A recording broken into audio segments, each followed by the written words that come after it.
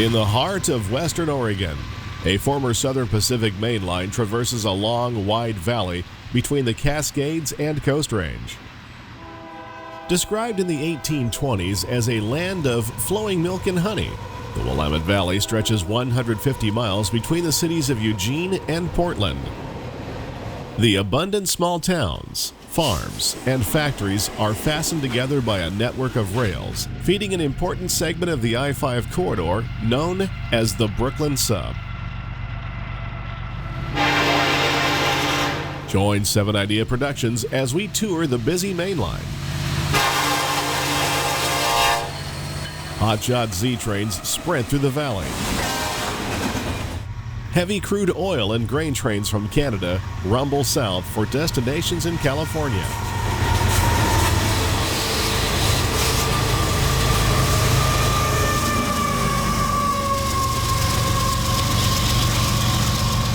And busy locals switch industry up and down the line. In addition to UP, several branch lines feed the busy I-5 corridor, giving us an interesting variety of power, such as the Coos Bay Rail Line.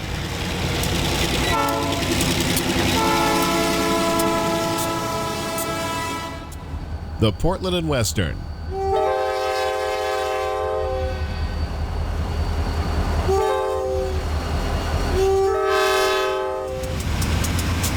The Albany and Eastern. And the Oregon Pacific Railroad, among others. 8 Amtrak trains run through this busy corridor, including Amtrak's Coast Starlight and Cascade's Talgo trains.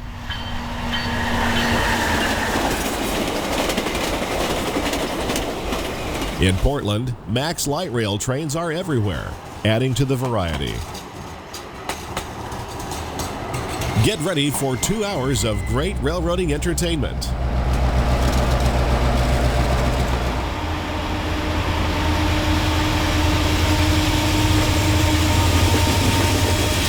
Join us now for Willamette Valley Main Line, Union Pacific's Brooklyn Sub.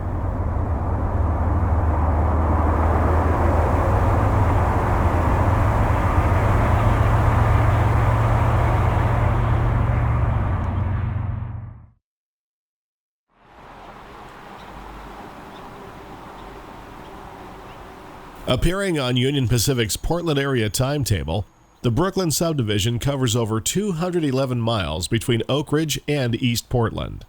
The 44-mile segment between Oak Ridge and Eugene is covered in our programs on Union Pacific's Cascade subdivision, so we will pick up at Eugene Springfield Station and head north for the remaining 166.8 miles. Eugene is milepost 647.6. From here, the track runs north through the valley, passing the siding of Swain, near Junction City. The former Spokane, Portland, and Seattle's Oregon Electric Line closely parallels the UP, and we will see Portland and Western trains working alongside the Brooklyn Sub, and even doing some street running in Junction City. Both mains cross the Willamette River and enter Harrisburg. From here, the UP continues north through Alford, Halsey, Shed, Tangent, and Hallawell before arriving at Albany. Albany Yard is one of the busiest points in the Willamette Valley. 2 railroads interchange with the UP here, including the Portland and Western off their Toledo Branch line, and the Albany and Eastern out of Lebanon and Sweet Home. Continuing north, we pass the busy siding of Millersburg, where locals are often found doing work, and on through Jefferson, Marion, Renard, and into Oregon's capital city of Salem. The Brooklyn Sub rolls through a section of the Willamette Valley known as French Prairie, past the siding of La Biche, and on through Gervais, Woodburn, and the junction with the Willamette Valley Railroad, then on to Hito, and Canby, where the Oregon Pacific Railroad's Molalla branch connects to the UP. The next stop is Colca, then historic Oregon City. The main line snakes through the greater Portland area past Clackamas and East Milwaukee before arriving at the busy Brooklyn Intermodal Yard, namesake for the subdivision, The Brooklyn sub officially ends at East Portland, and we will take in some of the area attractions like the nearby Oregon Rail Heritage Center, plus Oregon Pacific's East Portland traction line, which also connects to the UP. And finally, the busy Albany Yard. We have a lot to show you in the next couple of hours, so let's get started now. Our tour begins at milepost 647.5 on Union Pacific's Brooklyn sub and the classic Southern Pacific Passenger Depot. Built in 1908 by the SP, it is the third such depot to reside at this location. Now owned by the city of Eugene, it went through a $4.5 million restoration project in 1994 and today serves as a transportation hub under the name Eugene Springfield Station. Amtrak's Coast Starlight pauses here on its daily run between Los Angeles and Seattle, and it's the southernmost stop for Amtrak Cascade's Talgo trains, which serve northwest cities such as Portland, Tacoma, Seattle, and as far north as Vancouver, BC. Another classic building to survive here is the SP Freight House, which, like the depot, are on the National Register of Historic Places. Waiting by the passenger platform in the pre-dawn dark, nearby signals suddenly come to life as our first train of the day is approaching. After making a midnight run through the numerous tunnels and snow sheds found in the Cascade Mountains, UP 5605 North leads a morning ZLATM into Eugene for a crew change.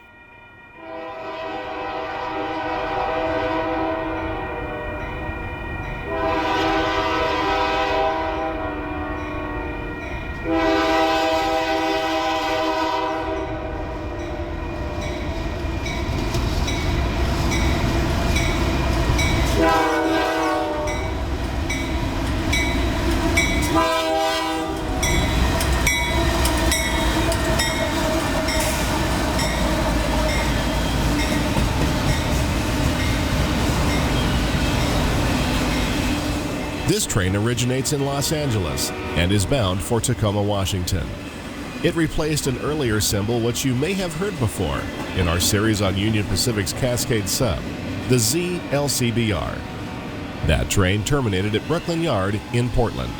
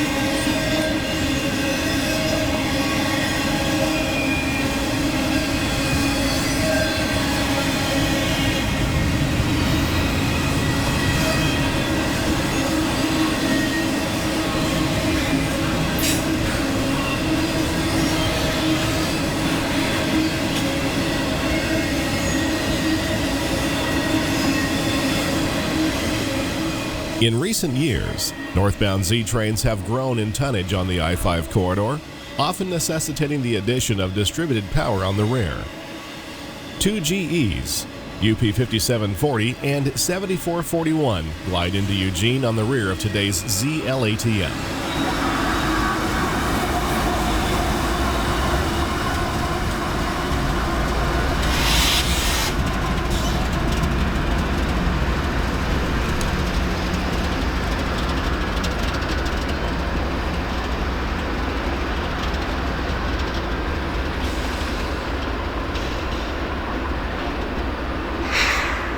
Besides Union Pacific, several branch lines feed into Eugene Yard.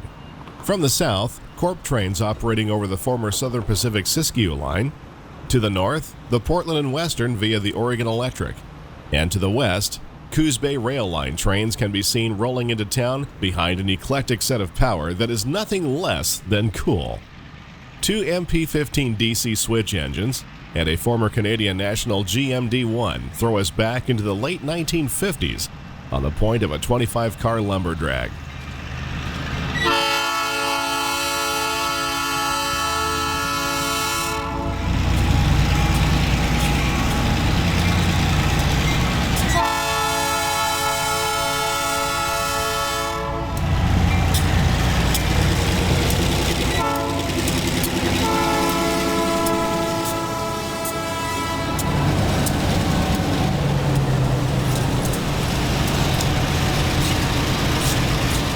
As the train lumbers toward the south end of Eugene Yard, the mixture of diesel exhaust and fresh-cut fur fills the air. The Coos Bay Rail Line operates over 134 miles of track between Eugene and Coquille on the Oregon coast. It handles over 7,000 carloads annually, and nearly all of it is wood products. The white wrapped loads are kiln-dried lumber from the Southport Mill in Coos Bay. These loads are treated redwood and come from the all-weather wood mill in North Bend. Besides loaded center beams, a pair of empty wood chip gondolas make up today's train.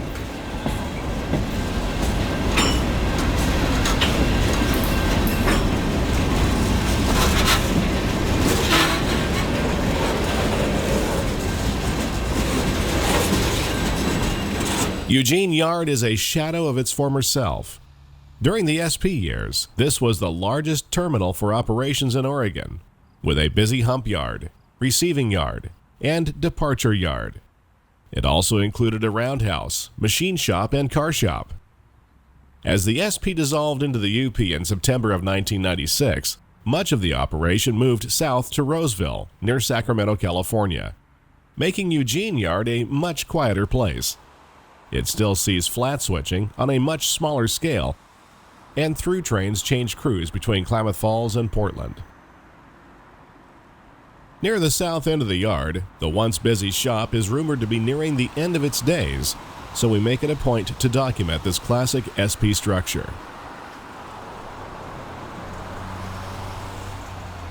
The Brooklyn subdivision is part of Union Pacific's Portland area timetable, covering over 2,600 miles through 5 western states, from Klamath Falls, Oregon to the south, Seattle, Washington to the north, and to the Canadian border at Eastport, Idaho, where interchange is made with the Canadian Pacific.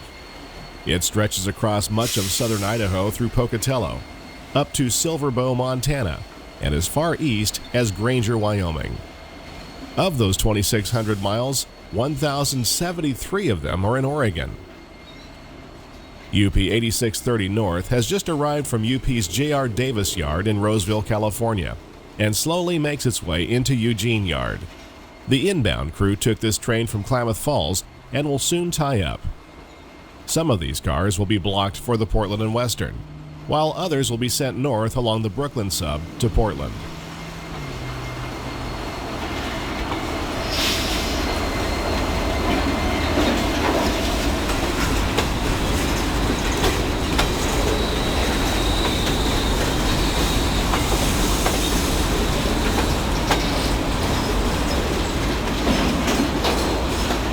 The Coos Bay train has finished setting out its cars for Eugene and now is ready to return west as soon as the UP clears.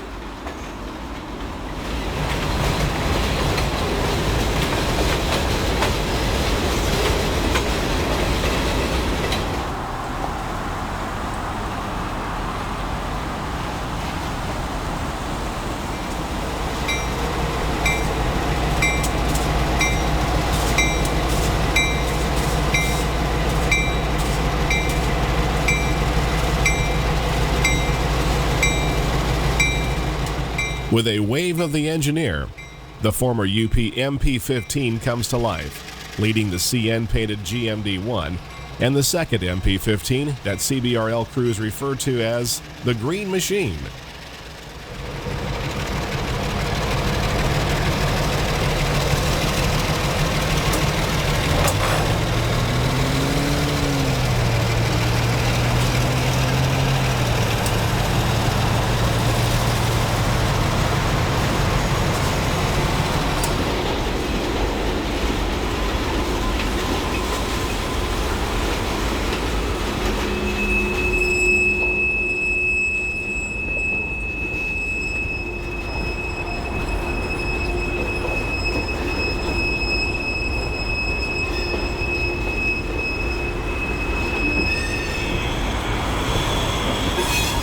The train disappears under Roosevelt Boulevard and heads west out of town.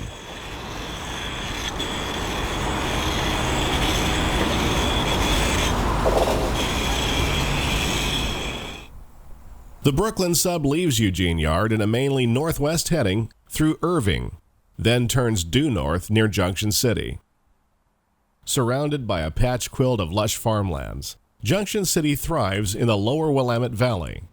It is known for its annual Scandinavian Festival in August, honoring the town's cultural heritage of Denmark, Sweden, Norway, and Finland. Sitting in Founders Park is engine 418, and one look will tell you it is not from the U.S. A 5-foot gauge locomotive, the 418 was built in Finland in 1904 and retired in 1940 after seeing action during the Winter War between Finland and Russia. Shrapnel scars from Russian aircraft are still visible if you know where to look. Only one other example of this type of locomotive remains in the world today. Sister engine 293 resides in Leningrad, Russia. The 418 was a gift from Finland for Oregon's centennial celebration and arrived in Portland in 1960 and moved to its current location in 1980. Amtrak 14 races north.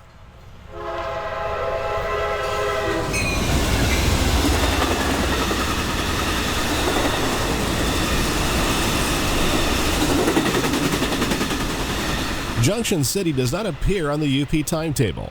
It is just a 7,300-foot siding called Swain. 2 city blocks west of the UP is the former Oregon Electric Railway interurban main line that connected Portland with Eugene.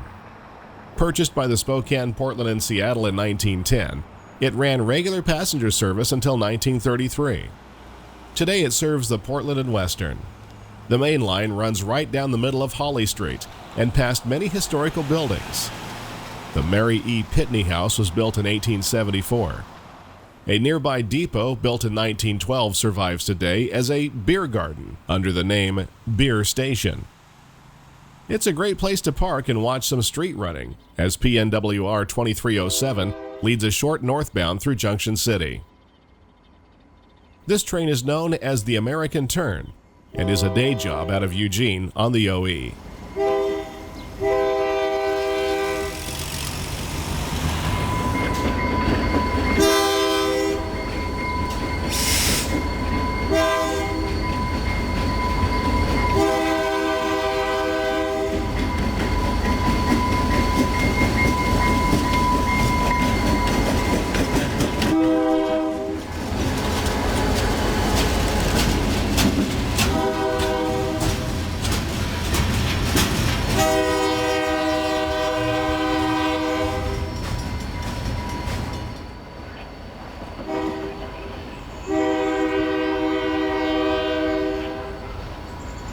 A few hours later, UP 7641 takes a manifest north on the Brooklyn sub. The 4th unit is a former Chicago and Northwestern GE, originally numbered the 8804.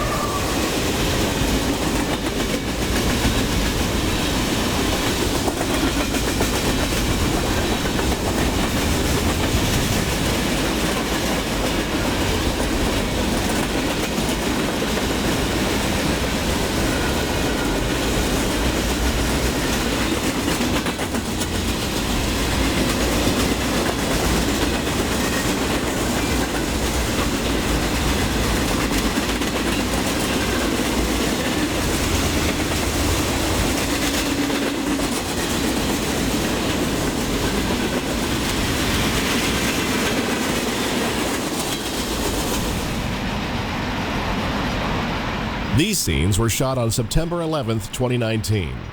While the manifest disappears from view, a couple of blocks over, local firefighters have hung Old Glory above Main Street in memory of those who lost their lives in the terrorist attack against America in 2001. A parade of bikers also participated in the memorial at Founders Park and head that direction as we wait for the Portland and Western to return south.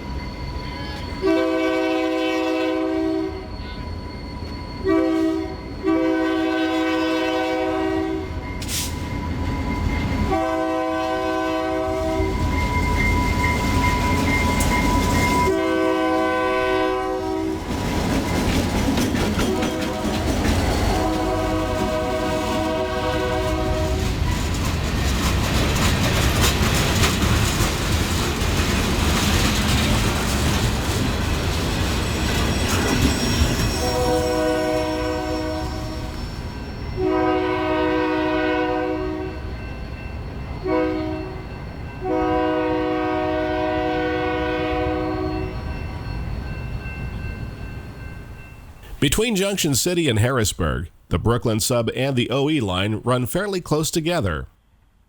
PNWR 2307 is again seen on the point of the American turn, which has just departed Junction City. The short train glides past farmland as the tracks head north to a crossing of the Willamette River. Some of the most fertile farmland in America is found in the Willamette Valley. In addition to the many varieties of berries, vegetables, grass seed, and many other crops, it's the nation's largest producer of hazelnuts. A grove of hazel trees are found just east of the UP, near milepost 622.2.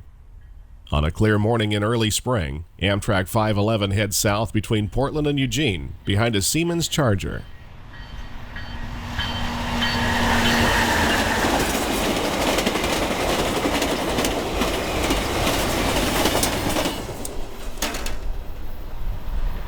Moments later, the American turn heads north on the adjacent OE track.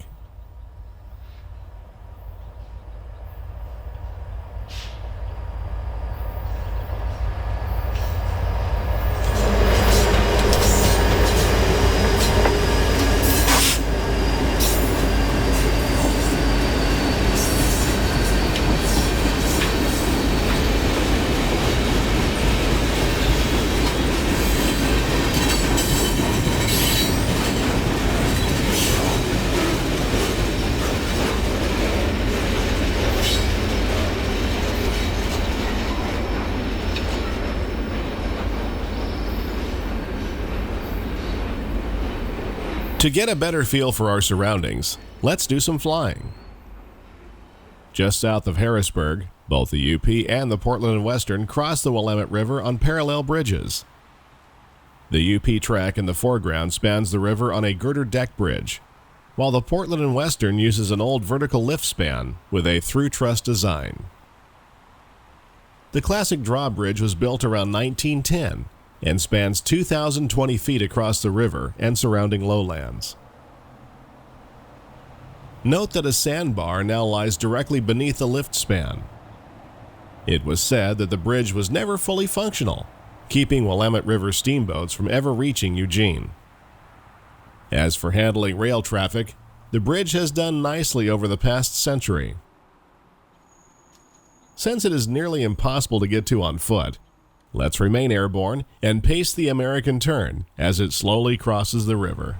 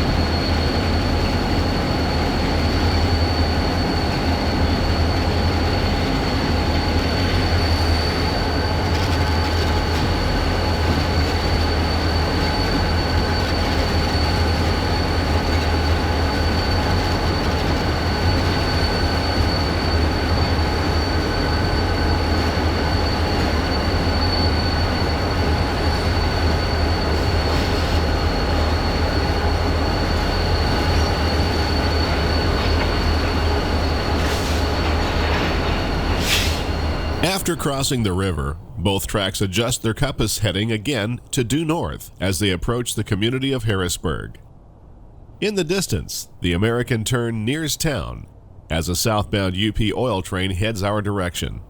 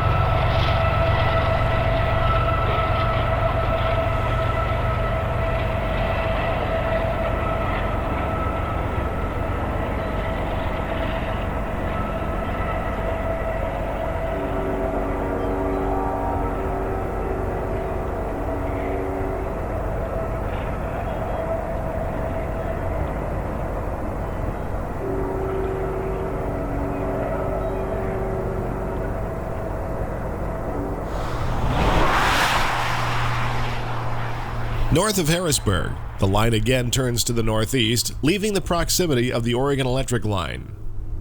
After passing the siding of Alford, it again straightens out to a due north heading, paralleling Highway 99E. This is the beginning of tangent track that continues to Albany, over 20 miles away. UP 7378 takes an evening manifest north.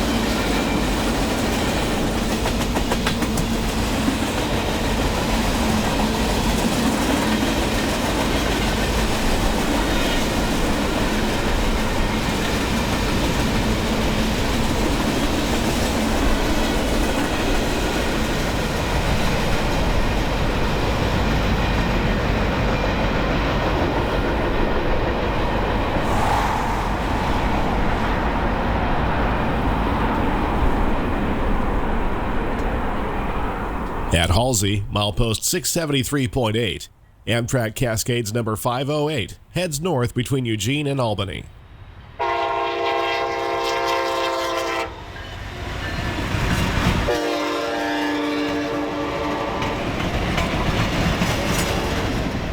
This train travels as far north as Seattle and should arrive there by 11 p.m. if it's on time.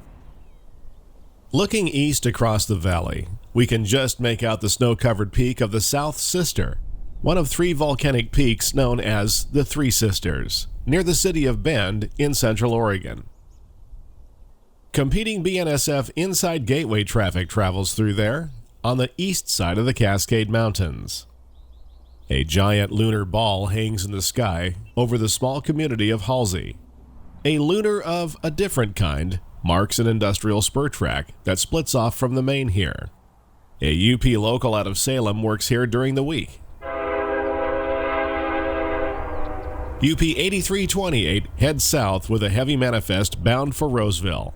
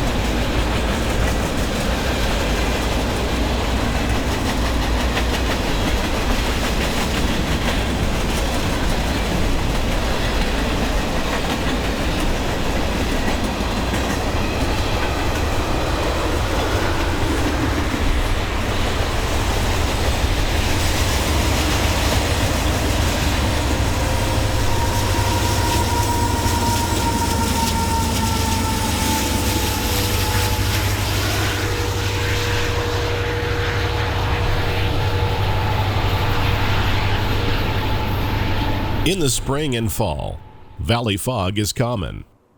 On a cool September morning, UP 8342 heads south with a crude oil train out of Canada.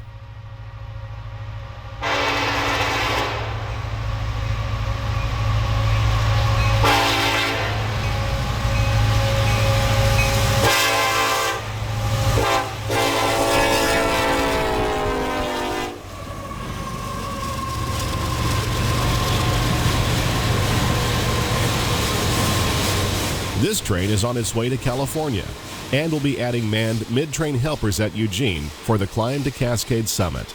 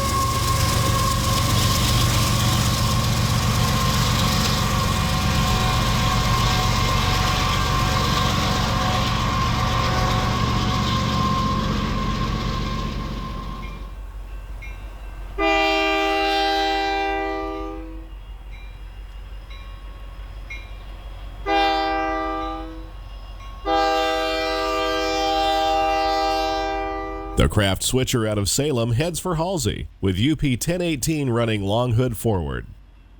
The local has a long history going back to the days of the Southern Pacific, when it switched the Western Craft paper mill in Albany. The mill closed in 2009 and is now gone, and this job now handles other industry. But to train crews and dispatchers alike, this is still the Craft Switcher.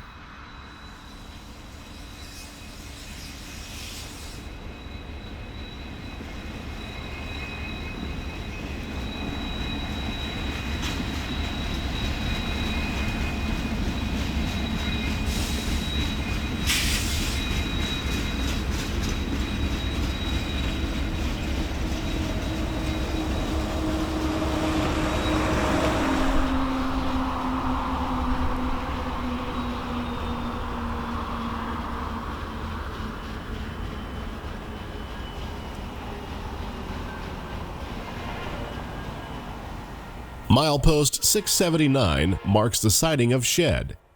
Southbound Amtrak Cascades number 511 heads for Eugene.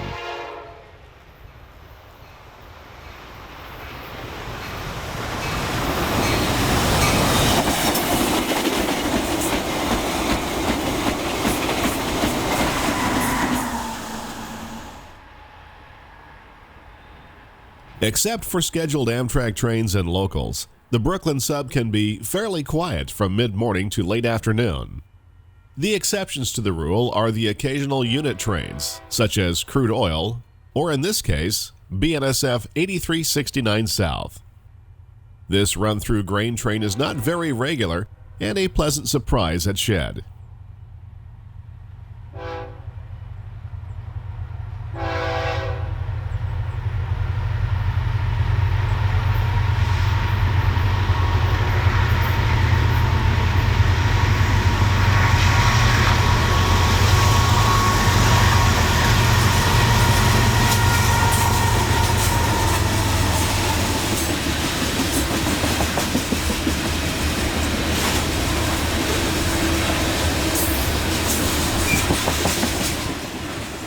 This train comes down the I-5 corridor out of Canada and uses UP tracks to get over the Cascade Mountains before returning to home rails at Klamath Falls. The train is running 2x2. The rear DP has got to win an award for Most Unusual Paint Scheme. BNSF 4729 is half pumpkin, half war bonnet. Proof that even the big railroads kit bash when they have to.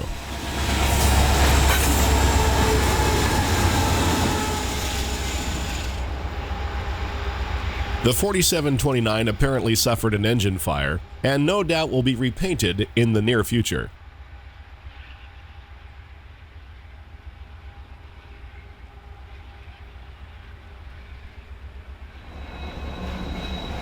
Here is a closer look at the UP 1018 on the point of the local.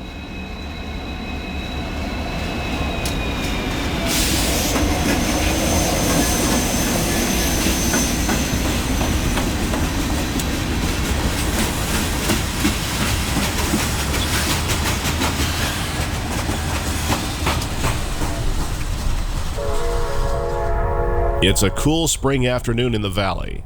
Snow clings to the foothills of the Cascades after recent storms, as Amtrak 11, the southbound Coast Starlight, sprints between the stations of Albany and Eugene.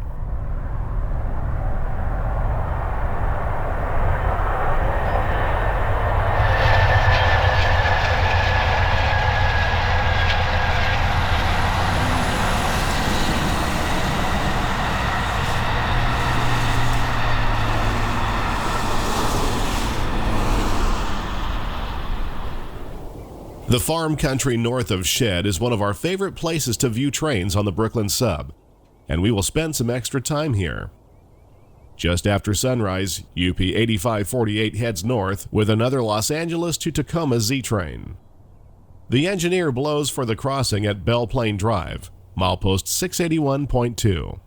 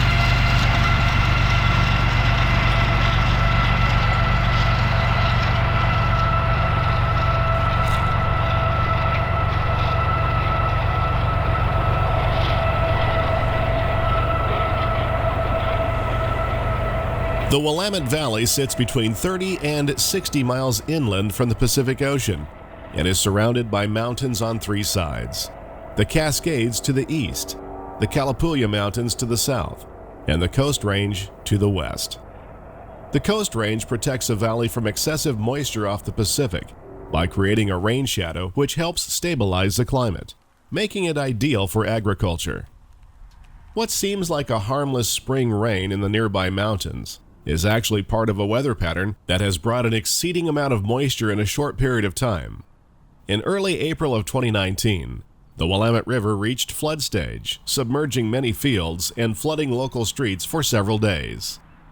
Some farmhouses looked like small islands rising out of the cool, muddy water, which usually trickles past unnoticed in a nearby creek.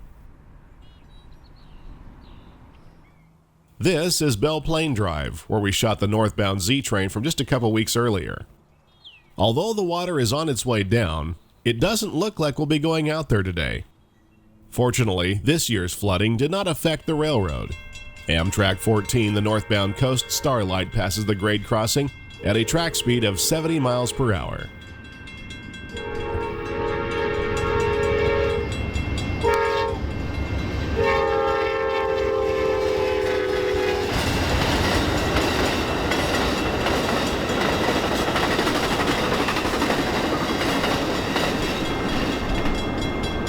Five months later, we show you the same scene without the water. And southbound Amtrak 11.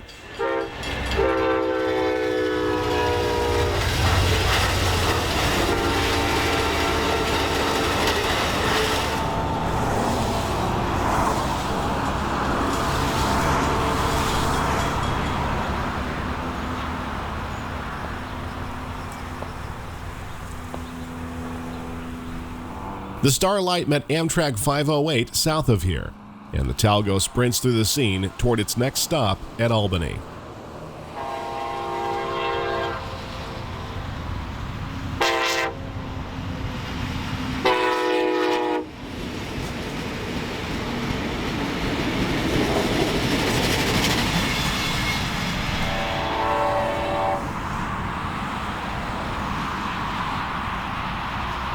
With the Amtrak's clear, UP Dispatcher 68 has some trains to run. UP 5337 South has been waiting patiently at Renard, south of Salem, for a light, and now hopes for green signals all the way to Eugene.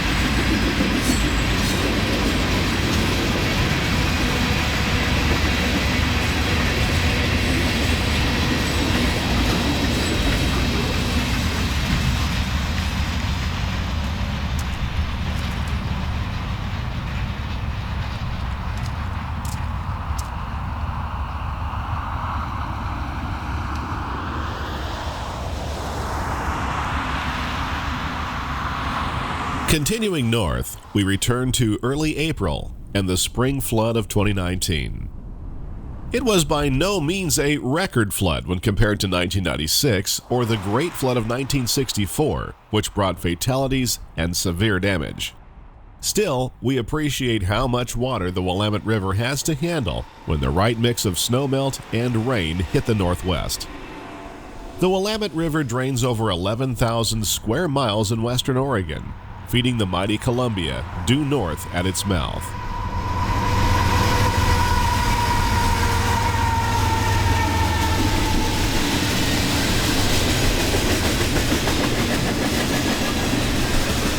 UP 6078 leads a heavy manifest train in the opposite direction, just a few feet above the water, due south.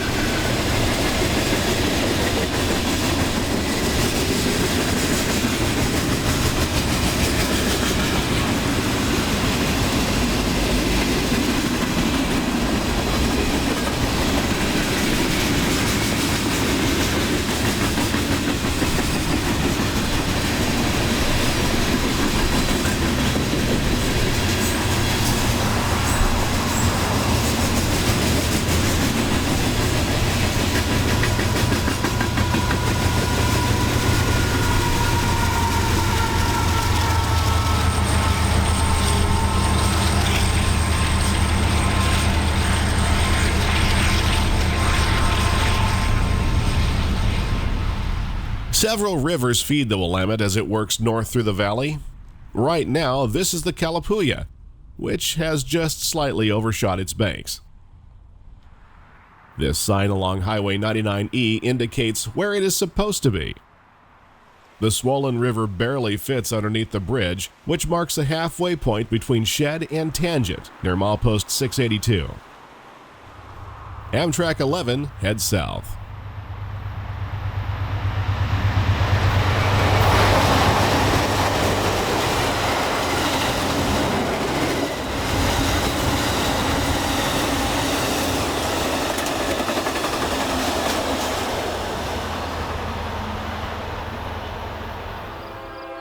From our aerial platform, we can see the gates are down at Driver Road, milepost 683.2. UP 6825 takes a manifest north.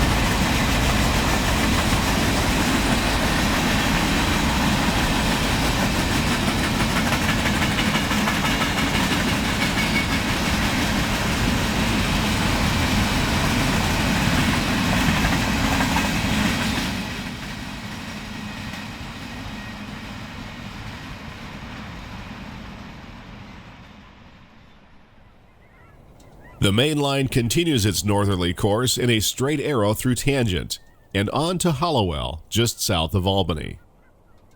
The evening sun has just dipped beyond the Coast Range, casting the Cascades in a pinkish hue. The Three Sisters are now visible as a wedge of geese make their annual trip north. This, too, is the Willamette Valley. The signals at CPVP 687 come to life with a high green for UP 8712 North.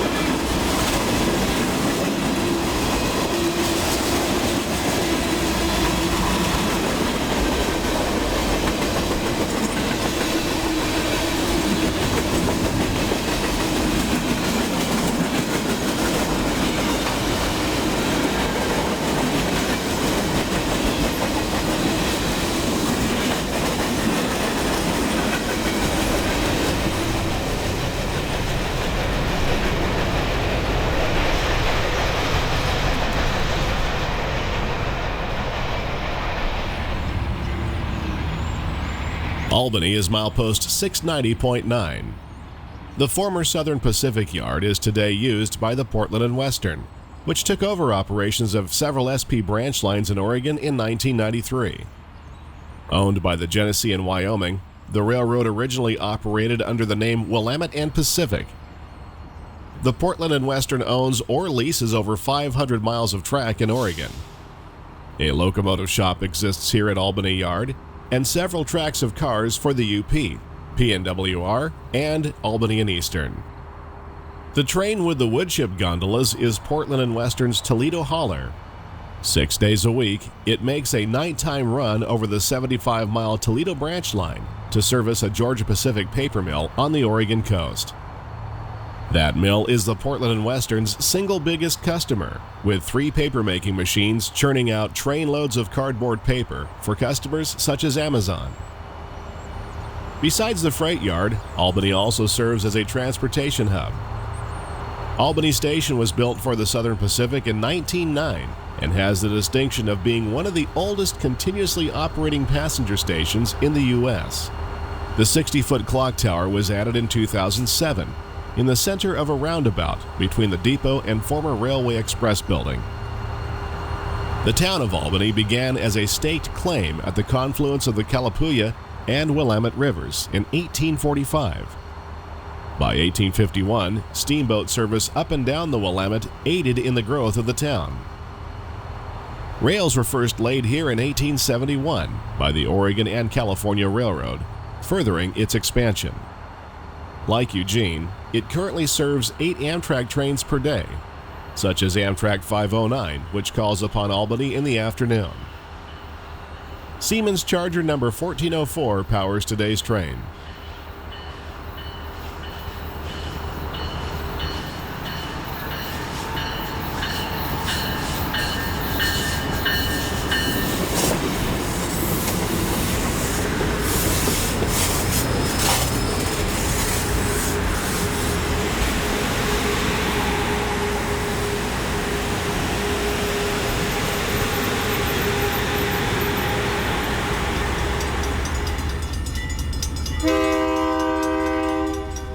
Besides Portland and Western traffic, the yard also serves as an interchange for the Albany and Eastern, which in turn serves industry east through Lebanon and Sweet Home. 2 GE B40-8s power today's westbound train.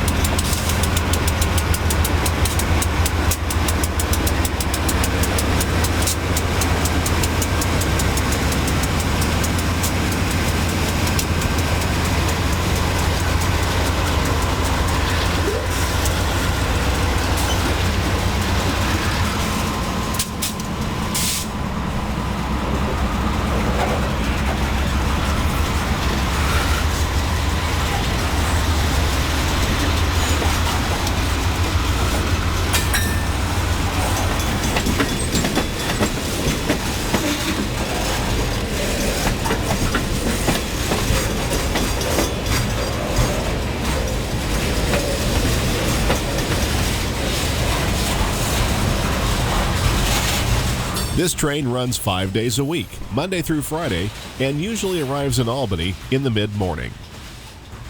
The rear of the train is made up of a dozen log loads from a reload center in Crabtree. Notice the former BC rail cars in this string.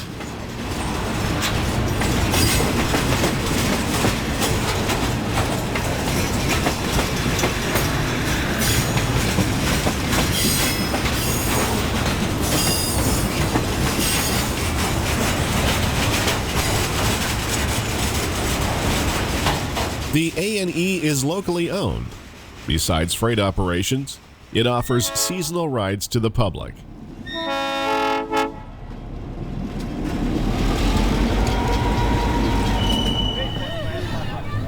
In December of 2017, we attend the Candy Cane Express.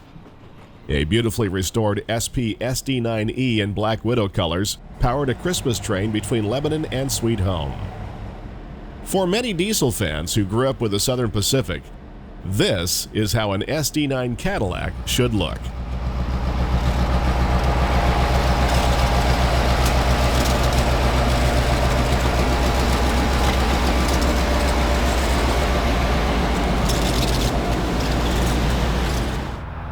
Southern Pacific Cadillacs were once standard power for the Toledo Hauler, which still feeds Albany Yard from the west. The eastbound Toledo patch job crosses the Willamette River with loads of cardboard paper from the Georgia Pacific Mill. Today, the power is a mixture of 4-axle GP39s and 40s and 2 RPE4D slugs. They have to battle a ruling grade of nearly 3% in the Coast Range. Before entering the yard, the engineer calls UP Dispatcher 68 on the radio for permission to cross the main line. CPWR 3002 at Albany. I'd like to get authority into the main track between CPVP 692, CPVP 690. Southbound move, not a key train, will not become a key train. Over. NWR 3002 south at Albany has authority to main track, proceed south. Over. NWR 3002 south at Albany has authority in the main track and proceed south. Over. NWR 3002, that is correct, sir. Thank you. 68 out. All correct, thank you, 3002. As the train comes off the bridge, it flies over the Oregon Electric Line along Water Avenue.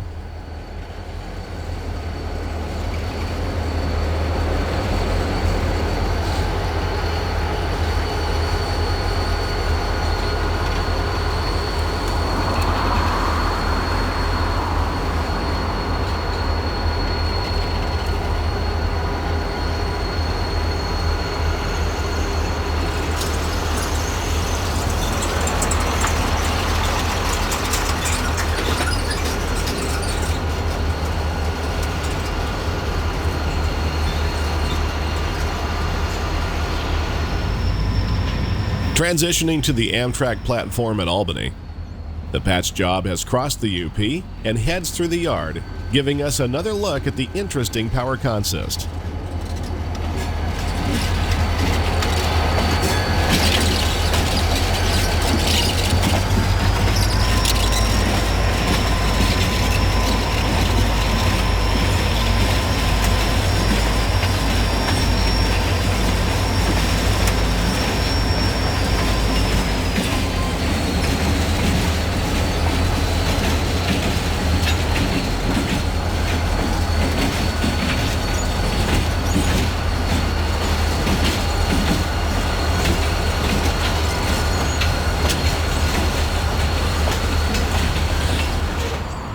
Southbound Amtrak 11 makes a late afternoon stop at Albany.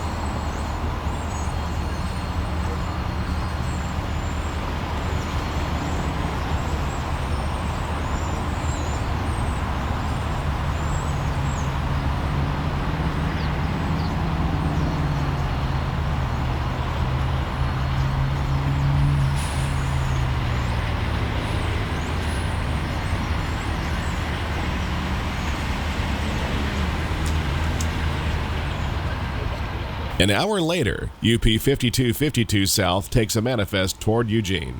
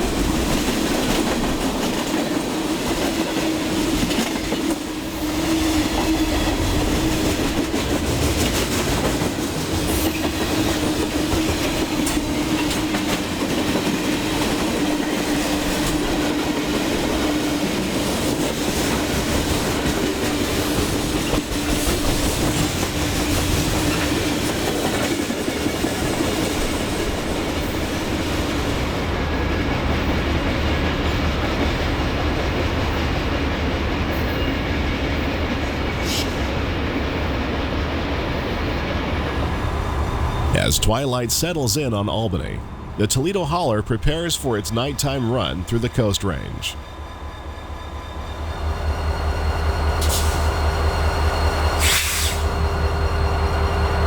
At around 8 p.m., with permission from UP Dispatcher 68, PNWR 3001 crosses the main line and enters the Toledo district. The westbound hauler consists of loaded wood chip gondolas up front and usually a string of empty boxcars on the rear. The eastbound train reverses the order, with loaded boxcars up front and empty wood chips on the rear.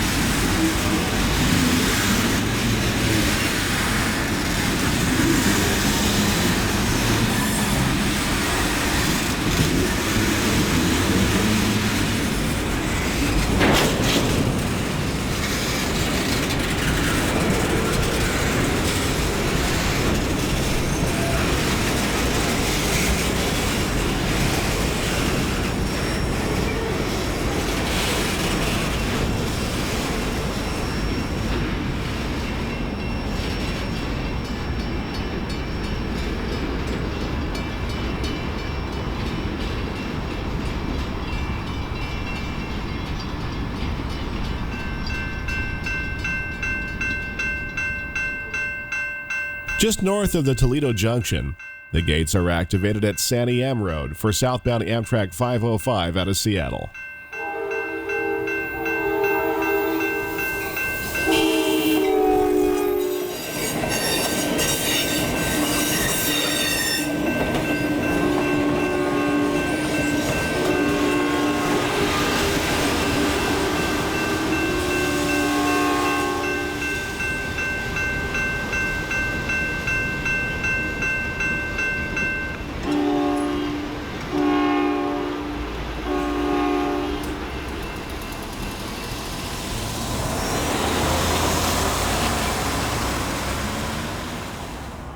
Continuing north, the Brooklyn subdivision passes industry at Millersburg. Near the site of the former Western Kraft paper mill, which was demolished in 2012, the Kraft switcher waits for UP 7832 North.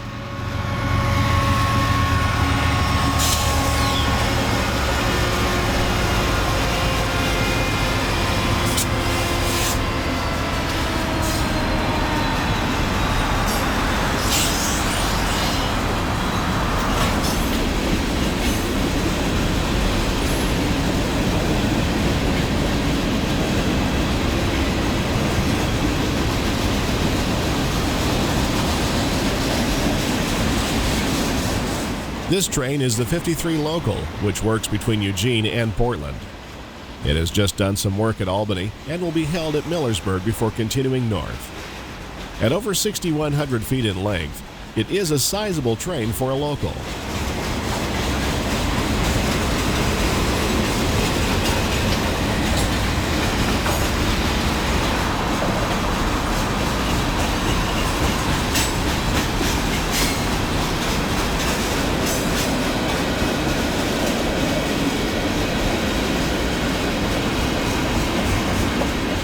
Near the tail end, you might recognize some of the lumber loads which came off the Coos Bay Rail Line. It is interesting to see how cars move throughout the rail system.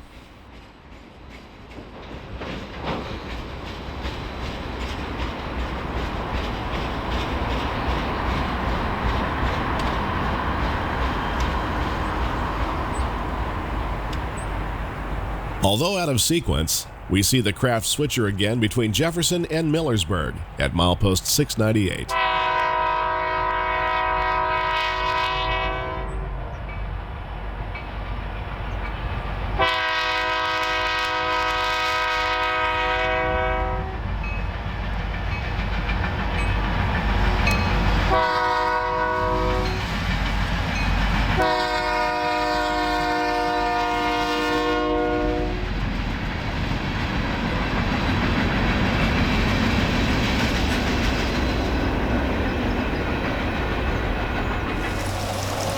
At Jefferson, trains and Route 164 both cross the Santiam River before entering town. This shot of the bridge was taken when the river was near flood stage.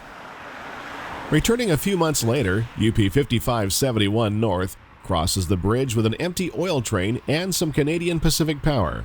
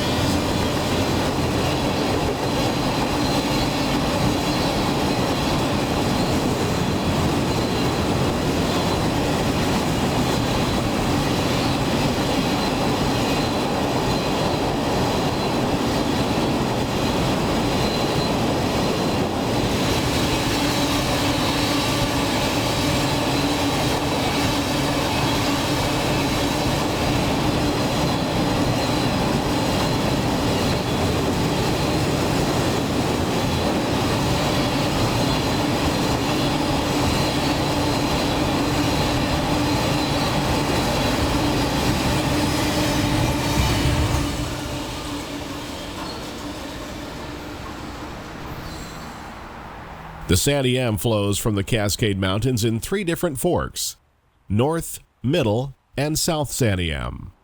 The rivers converge south of Jefferson and continue to the Willamette between Albany and Independence. UP 5605 takes a northbound LA to Tacoma Z train across the river. This is the same train that opened the program in Eugene.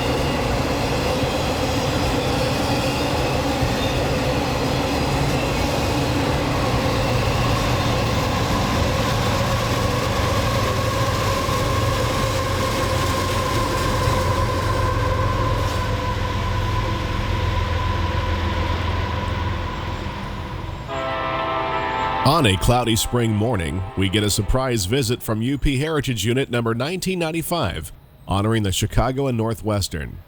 It leads a northbound local between Millersburg and Renard, south of Salem.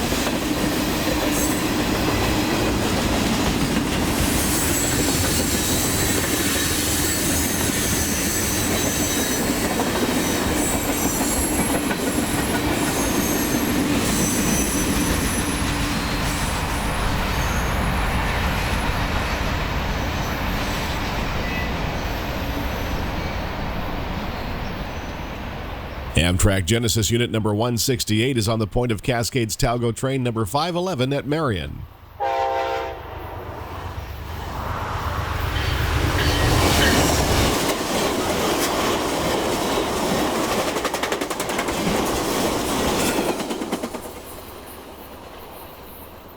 The craft switcher had taken the siding at Marion for Amtrak to clear. Soon, it continues south to Millersburg.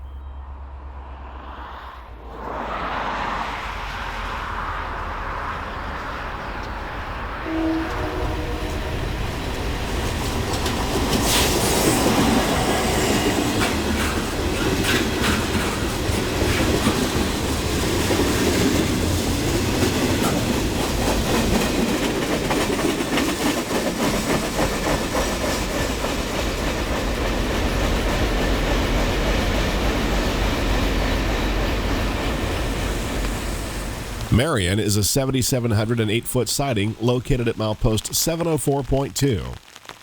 A more common Willamette Valley scene is playing out on this day in late September as UP 8805 takes an evening stack train south out of Brooklyn Yard for LA.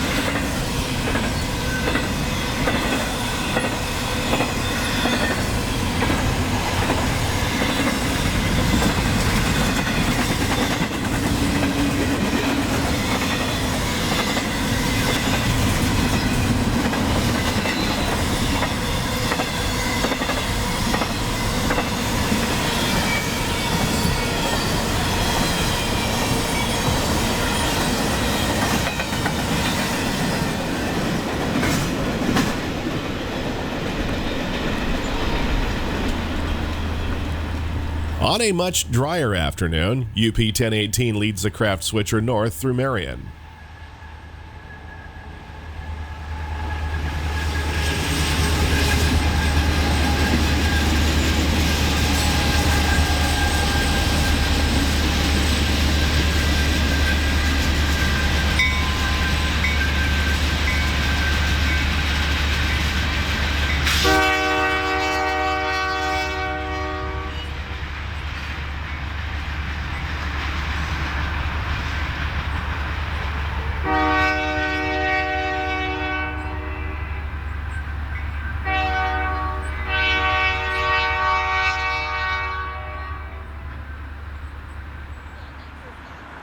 Salem is Oregon's capital city. With a metropolitan population of over 400,000, it is the second largest in the state behind Portland. Milepost 718.9 marks Salem Station. It was constructed for the Southern Pacific in 1918 and currently belongs to the Oregon Department of Transportation. Amtrak leases the station for $1 per year in exchange for maintenance. UP's Salem local heads south past the station.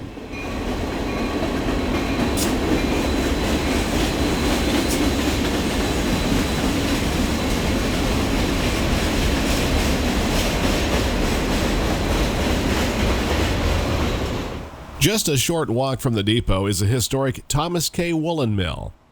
Established in 1889, it was operated by 4 generations of the K family until competition from man-made fabrics like polyester reduced the demand for wool. The mill closed in 1962 and is now part of the Willamette Heritage Center Museum. Another feature is this restored Oregon and California caboose number 507. It was built in 1909 for the O&C, which became part of the SP in the 1920s. It spent its career running up and down what we now know as UP's Brooklyn Sub. Amtrak 11 pulls into Salem on its southbound run down the west coast.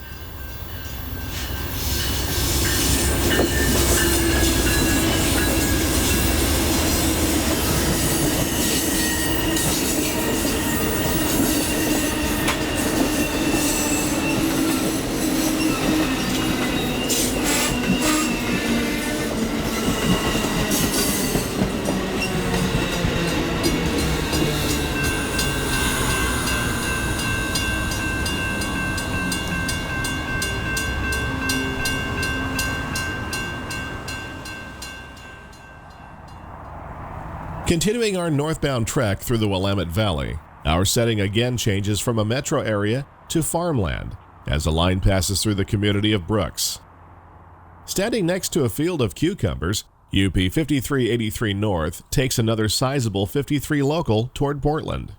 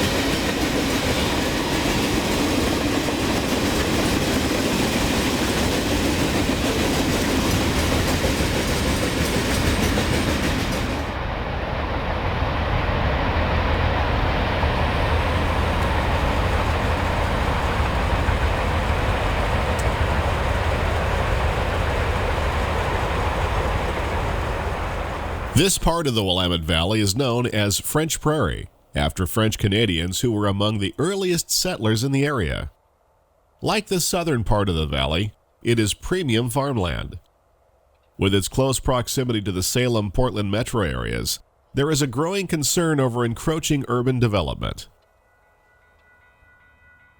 Tying the urban communities together, Amtrak Cascade's number 508 heads north between Brooks and Gervais.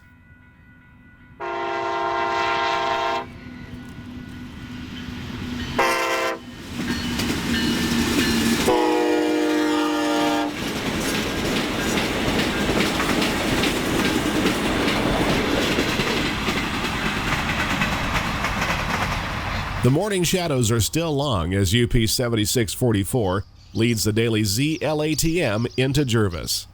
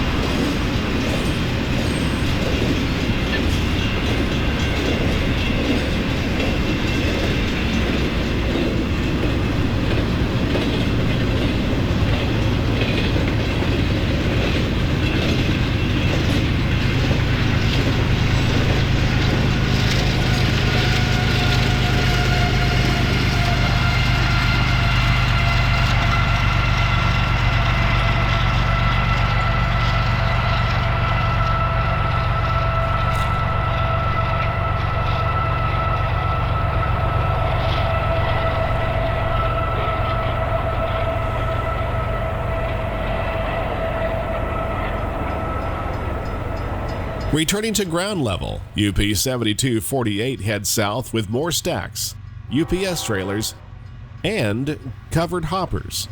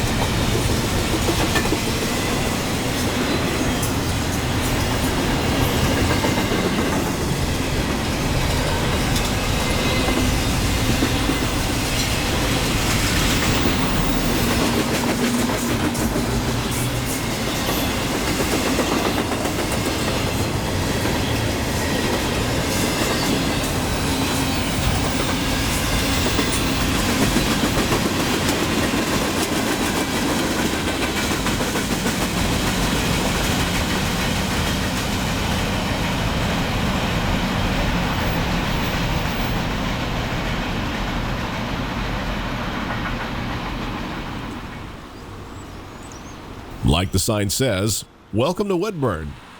Platted in 1871 after the arrival of the railroad, the town was incorporated in 1889. A real museum piece is the SP 1785, which was donated to the city by the Southern Pacific in 1957. This Baldwin 260 was built in 1902 and served the SP for over 50 years, seeing a few modifications along the way. It has been meticulously restored to a like-new appearance. The 1785 sits in a Y-track, which connects the Willamette Valley Railroad with the UP. The short line runs around 10 miles east to Silverton. While the Willamette Valley Railroad eludes us, the UP certainly does not. UP 5496 heads through Woodburn with a southbound manifest for Eugene.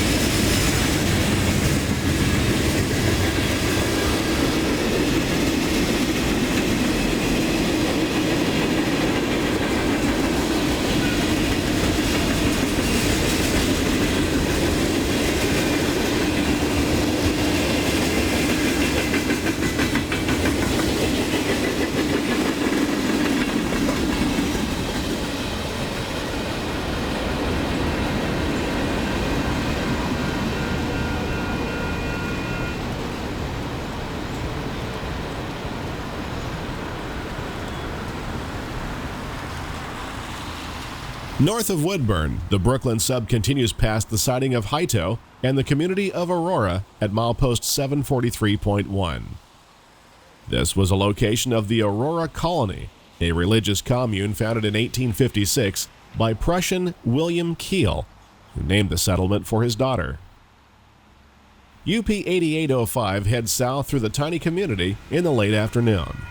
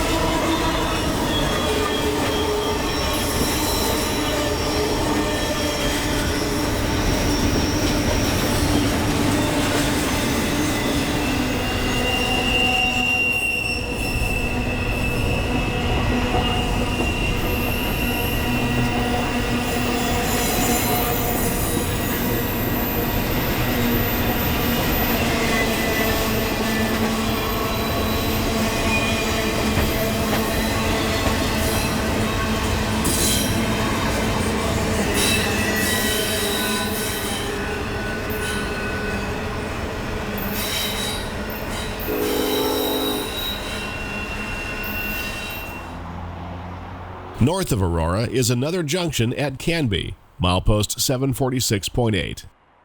Here, the Oregon Pacific Railroad interchanges cars off their Molalla division, spotting them on the third leg of the Y along the main line. OPR 1202 is the current power on the branch. It is a former Canadian Pacific GMD 1200 RSU, producing 1,200 horsepower. We will see more from the OPR when we get into Portland. The Brooklyn Sub meets the Willamette River again just north of Canby and follows its east bank through Colca and into Oregon City. The 53 local out of Eugene approaches the hold signal at CPVP 754 as the main line again parallels Highway 99E.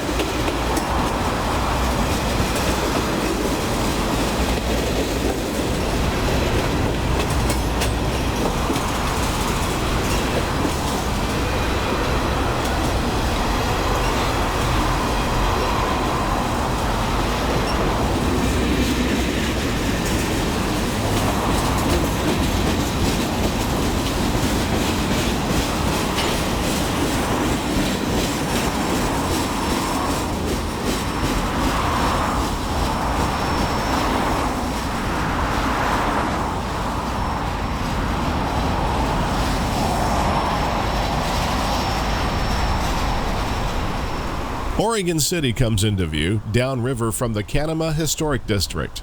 Its name means the canoe place. Amtrak 11 passes by First Avenue.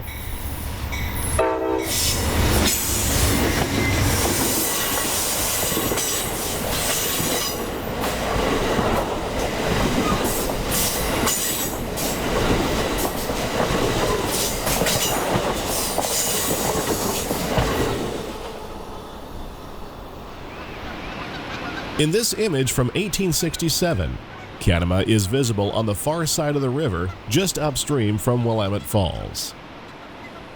A natural horseshoe-shaped waterfall in the river, Willamette Falls is 1,500 feet wide and 40 feet high. It is the largest waterfall in the northwestern United States by volume and the 17th widest in the world. This part of the river was not navigable until the Willamette Falls locks were completed in 1873. The sternwheeler Governor Grover was the first boat to use the new locks, and the event was captured in this photo taken on March 21, 1873. It is the site of the first industry to arrive in Oregon. In 1888, the Willamette Falls Electric Company took advantage of the massive flow of water over the falls and built Station A. It was the source of the nation's first long-distance power transmission. The company was later renamed Portland General Electric.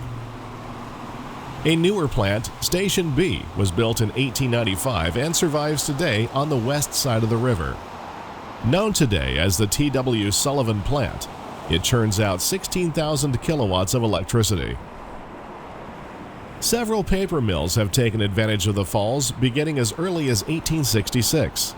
The two remaining mills, the West Lynn Paper Company and Blue Heron, have closed in recent years, and plans are underway to redevelop the mill sites. When the mills were in full production, SP industrial tracks at Oregon City were kept polished with freight. Now they are literally rusting in the weeds. Who knows? Maybe some other industry will again find its way to this interesting location. In the meantime, UP 7034 drags a manifest south past the old mill site.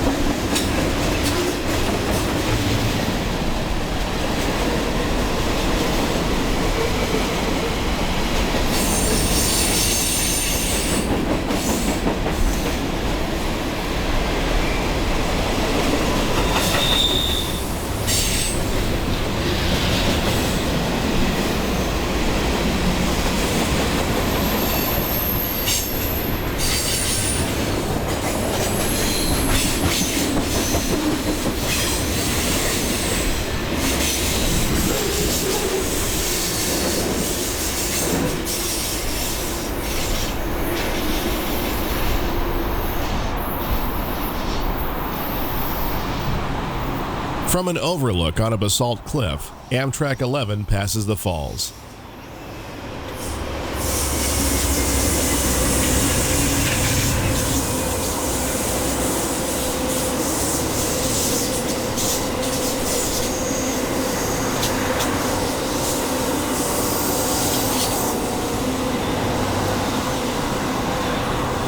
One of the factors in Oregon City's industrial success was its location at the western end of the Oregon Trail.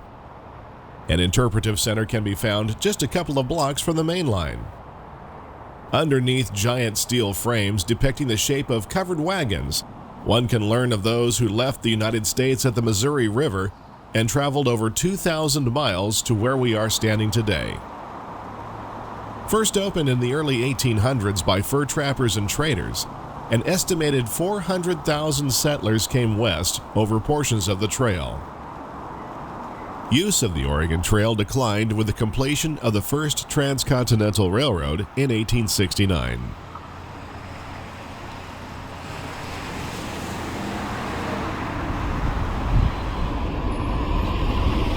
After crossing the Clackamas River, the railroad bends to the northwest through Milwaukee and enters Brooklyn Yard. Located across the river and to the south of downtown Portland, the 110-acre yard has been operating since the 1860s and today is a busy intermodal hub for the UP. In addition to I-5 corridor traffic, Brooklyn handles intermodal trains traveling the overland route to destinations such as Chicago and Kansas City.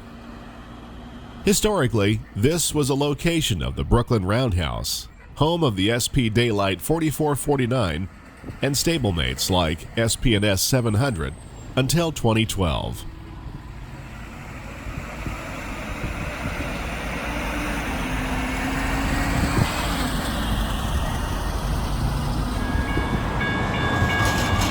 That new location is the Oregon Rail Heritage Center, just south of our final destination of East Portland. It is surrounded by tracks from Portland Max Light Rail, Portland Streetcar, the Union Pacific, and the Oregon Pacific Railroad, which gives train rides to the public during the summer months.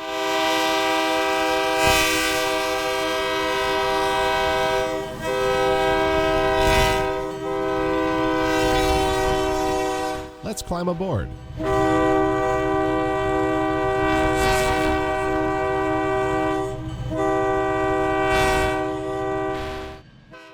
The 1413 is a former Canadian National GMD-1, like the unit we saw on the Coos Bay Rail Line.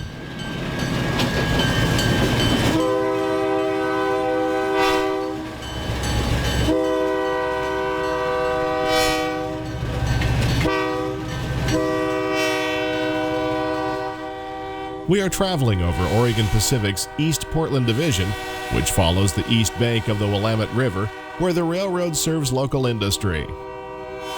The train rides last around 45 minutes, traveling between the Oregon Rail Heritage Center and Oaks Park.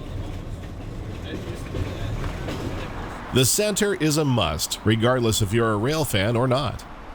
Inside, protected from the elements, is the SP Daylight number 4449. One of the most recognizable steam engines in the world. Stablemates include the SP&S 700, a classic Alco PA in nickel plate colors, and the Oregon Rail and Navigation number 197, which is in the process of being restored by an all-volunteer group. This collection once resided at the Brooklyn Yard Roundhouse, which has since disappeared into the intermodal yard. UP 5543 slowly leads a stack train out of Brooklyn and past the Oregon Rail Heritage Center. As it does, it nears the northern end of the Brooklyn subdivision at East Portland.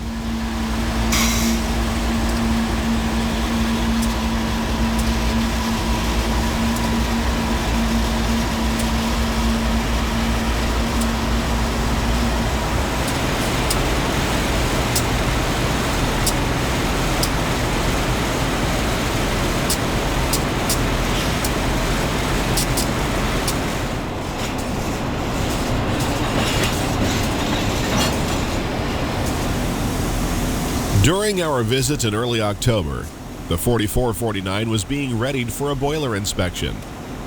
Volunteers rolled out this interesting daylight car named Little Boy. Owned by friends of the 4449, the Little Boy is a steam heater car. Built in 1928 for the Great Northern, the car was used to heat passenger trains over an electrified portion of the Stevens Pass route between Wenatchee and Skykomish, Washington. Since electric locomotives did not have steam generators, these cars were required on passenger trains. A Caterpillar diesel on board powers a generator, providing electricity for the boiler. The generated steam is used to slowly heat the water in 4449's boiler. Bringing a cold steam locomotive back to life is a slow 3-day process that is necessary to avoid overstressing the metal. If you have spent any time around Union Pacific's steam shops in Cheyenne, you may recognize the UP-96. Designated as an SW10 switcher, the design was unique to UP. Built as an EMD SW7 in 1950, it was rebuilt by the UP in Omaha in 1982. It served UP's steam program, hustling famous locomotives like the 844 and 3985 before being donated to the ORHF in 2016.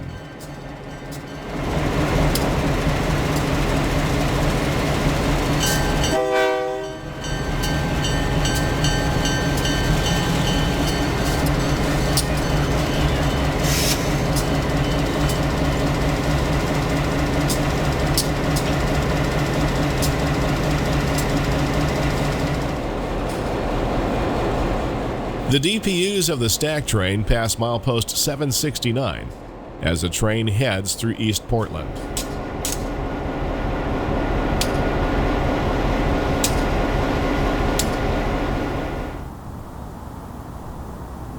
In the wee hours of the morning, the Portland skyline shimmers from the west flank of Rocky Butte. It is the largest city in Oregon and the 25th largest in the U.S. A Max Light Rail train has just crossed the Willamette on the Steel Bridge and passes through Old Town Chinatown on the west side of the river.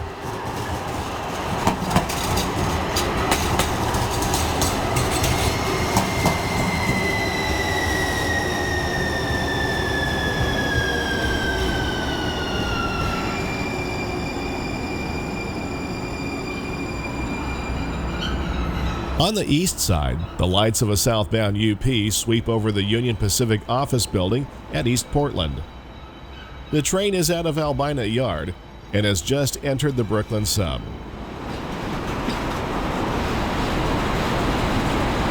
The official end of the Brooklyn subdivision is here, under the eastern approach to the steel bridge. From this point, trains can continue north to Albany Yard or cross the bridge to the west side, accessing Union Station, BNSF's Lake Yard, and the route north to Vancouver, Washington. While waiting for our next train, we enjoy our waterfront view of the city in the pre-dawn dark.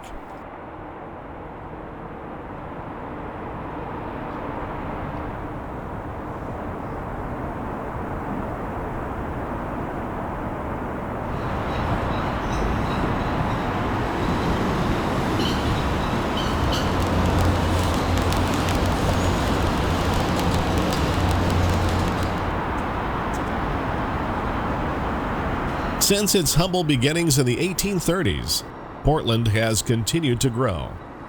The city was named after Portland, Maine, and has acquired several nicknames such as the City of Roses, Stumptown, and Bridge City, among many others. This old photograph shows the bustling waterfront and growing city beneath the Tualatin Mountains, known by locals as the West Hills. The date is 1898. Fast forward 121 years to today, and it's easy to see how Portland got the nickname of Bridge City.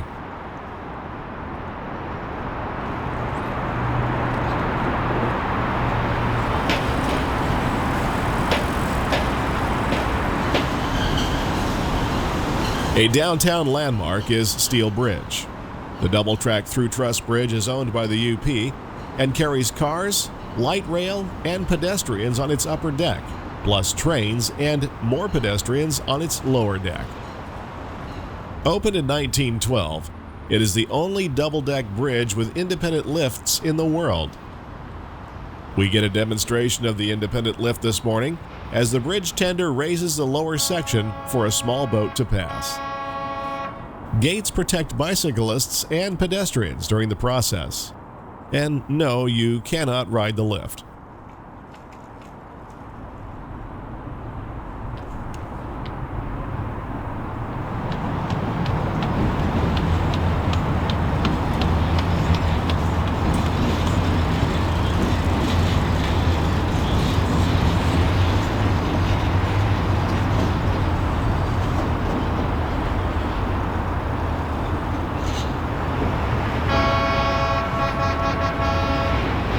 Notice how the traffic on the upper lift is not affected.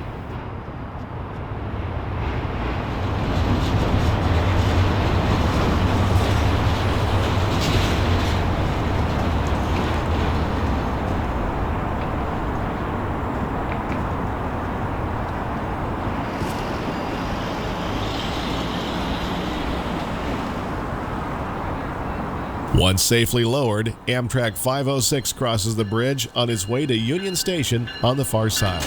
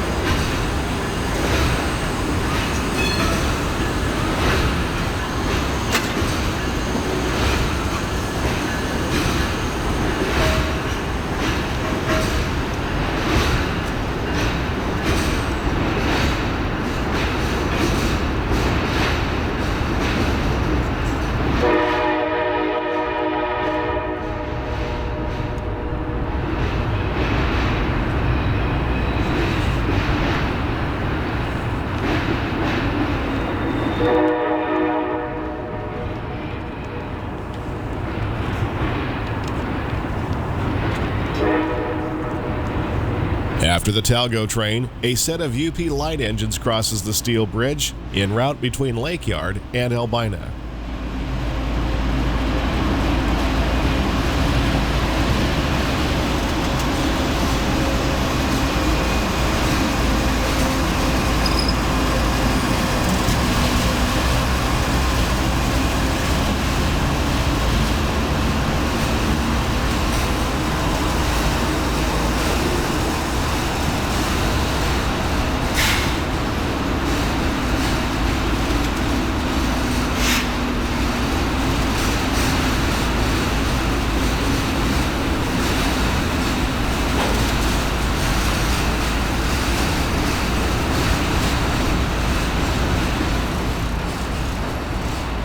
Our final train of the day approaches. UP 3941 slowly comes off the Brooklyn sub on its way to Albany Yard.